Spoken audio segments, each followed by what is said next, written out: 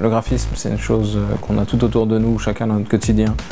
Dès qu'on voit une lettre quelque part, dès qu'on voit une image, une page, une affiche, un logo, un générique de film, une publicité, c'est du graphisme.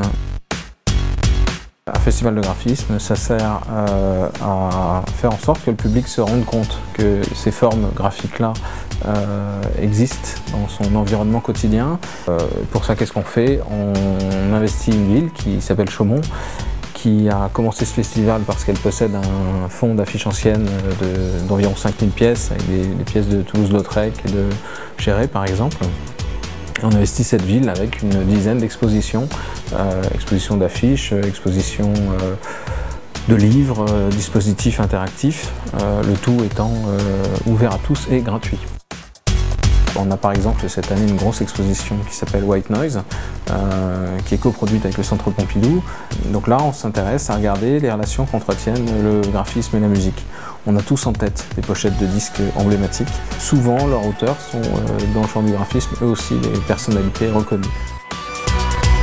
Aujourd'hui, la plupart des images se font à travers des écrans, voyagent sur des écrans et ne s'impriment pas. Et le graphisme est très conscient de ces choses-là.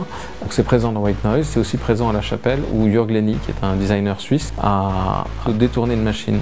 C'est une machine qui originellement sert à graver les pellicules de films 35 mm pour inscrire les sous-titres. Et lui, il en fait une machine à graver sur ces pellicules, en enlevant les couches de pigments, du dessin. On va être présent dans l'espace public histoire de l'encombrer un petit peu, de l'habiter. Donc on a cherché ce qui va être de plus encombrant et on s'est dit que les containers de transport étaient un objet suffisamment encombrant pour que si on le dépose délicatement, par exemple devant l'hôtel de ville, les gens soient un peu obligés de se prendre les pieds dedans. Et s'ils le font, ils se rendront compte qu'à l'intérieur de chacun de ces containers, un jeune graphiste présentera le travail qu'il a réalisé dans le cadre de son diplôme. Il y a un exercice qui est toujours compliqué chaque année, c'est faire l'affiche d'un festival d'affiches. Cette année, on a choisi de travailler avec Jean-Marc Vallée. Déjà, il a repéré que Chaumont était deux choses à la fois qui devaient cohabiter, c'est-à-dire une ville avec ce quotidien et un festival. Il a choisi du coup des acteurs de ces deux réalités. Par exemple, Chocomont qui est pris en flagrant délit de badinage dans une chambre du motel Mac 3. On a la cible de Batory qui est échouée sur une île au Vietnam. Et on a notre caribou sympathique qui avait déjà été cité par Pascal Colrat, qui s'est empêtré dans le viaduc.